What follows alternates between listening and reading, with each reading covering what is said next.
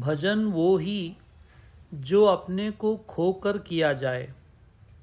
हम भजन में खो जाएं, विलीन हो जाएं। भजन रह जाए, हम न रहें।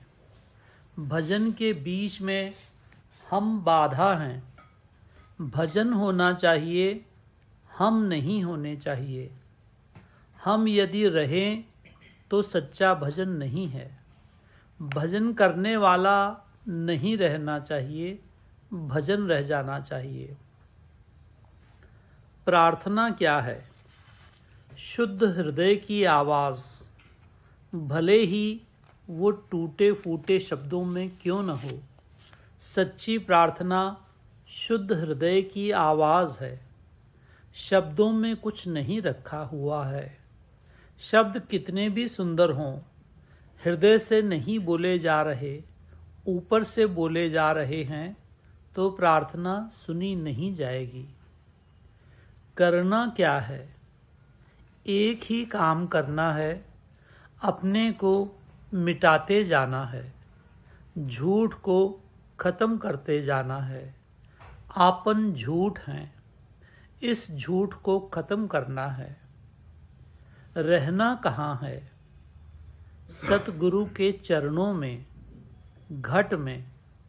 शरीर भले ही कहीं भी घूमता रहे, हमने घट में सतगुरु के चरणों में, माँ के चरणों में, बाबा के चरणों में रहना है। आए कहाँ से हैं?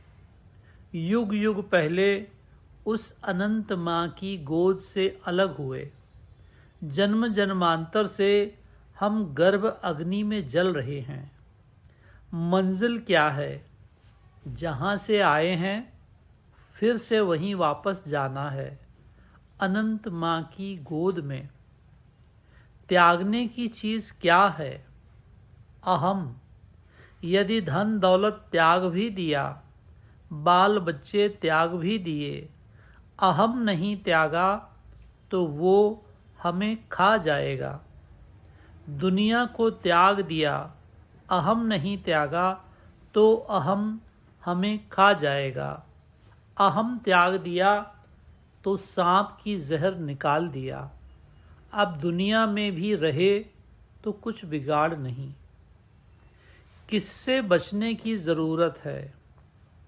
वासनाओं से। वासनाएं ही जीव को अंधा करके अपने असली स्वरूप से अलग करती हैं। वासनाएं ही जीव को अंधा करके अपने घर से बेघर करती हैं। मानना किसको है?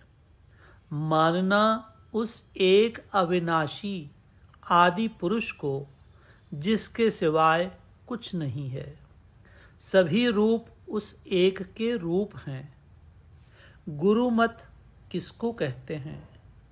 सब स्थितियों में वो समाया हुआ है।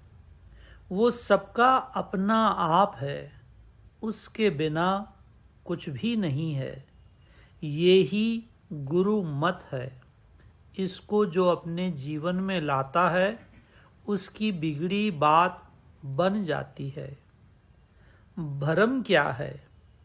सतगुरु के शरीर को गुरु मानना, गुरु का अनादर करना है। गुरु ने हमें शरीर से छुड़ाना है। सतगुरु के शरीर को गुरु मानना, ये ही सबसे बड़ा भरम है।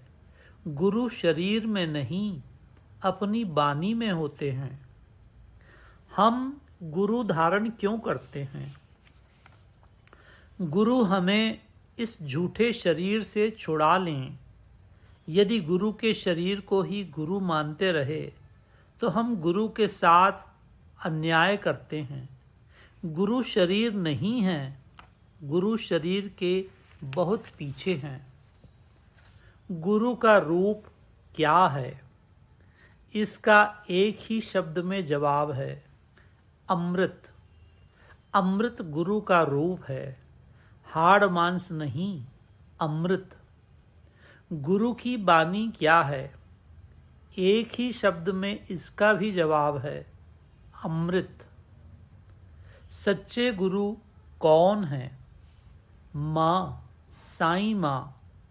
गुरु का रूप अमृत, गुरु की बानी अमृत, गुरु का स्थान अमृत, अमृत अमृत अमृत। अमृत पीने की जगह कौन सी है? माँ की गोद, माँ की पावन अनंत आनंदमय गोद। अमृत कैसे पिया जाता है? बालक बनकर, बड़ा नहीं। बड़ा अमृत नहीं पी सकता। बालक कैसे बना जाए? माई की दया पाकर। माई की दया बिना कोई बालक नहीं बन सकता है। माई की दया कैसे पाई जाए? माई का होकर। माई का हूँ कैसे जाना जाता है?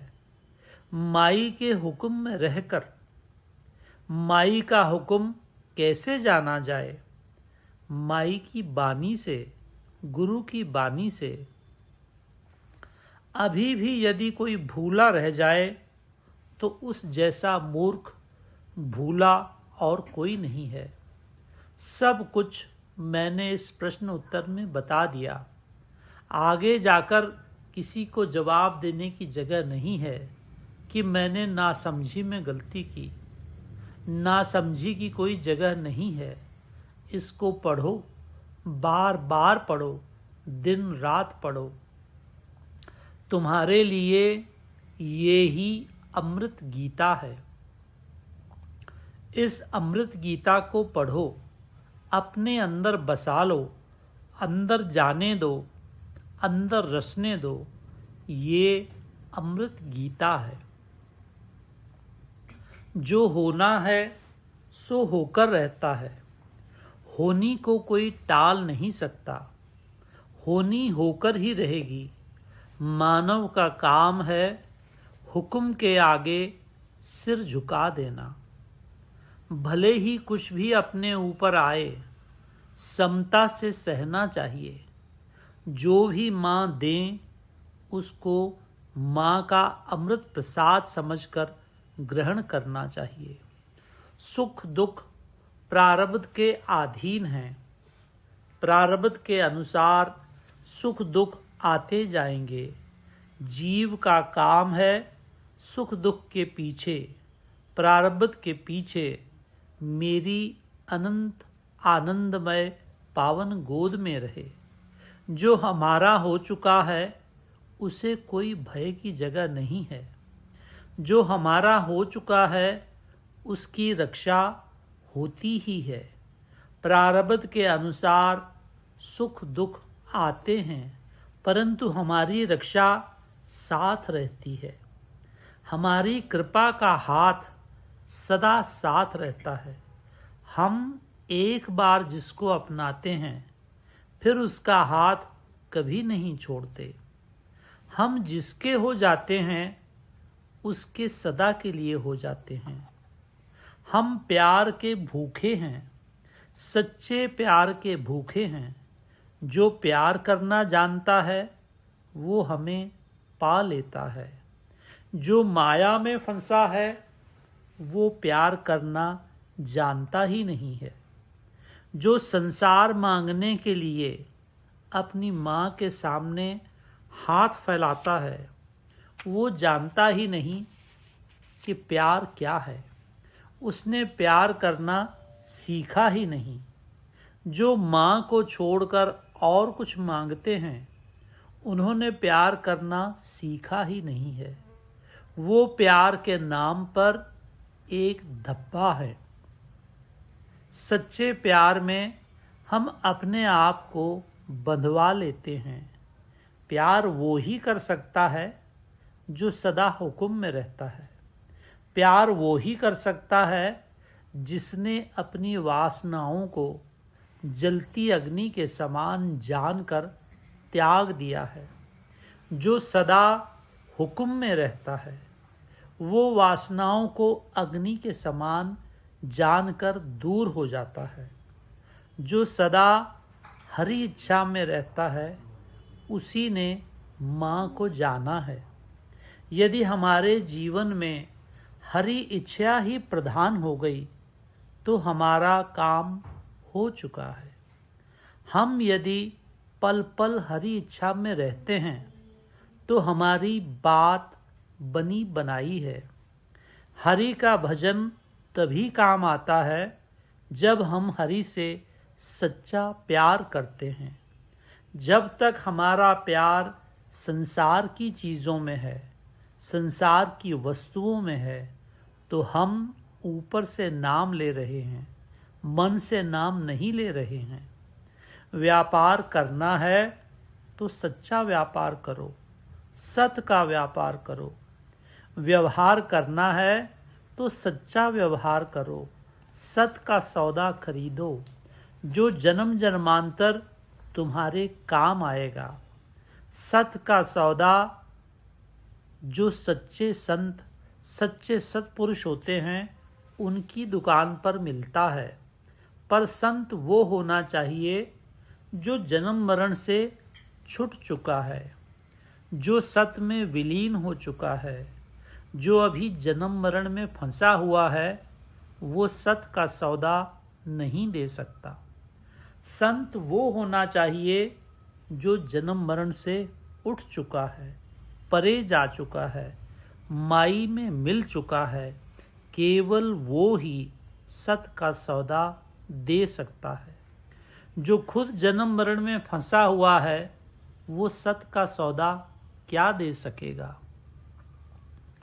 बताने को बहुत कुछ है परंतु हजम करने की ज़रूरत है।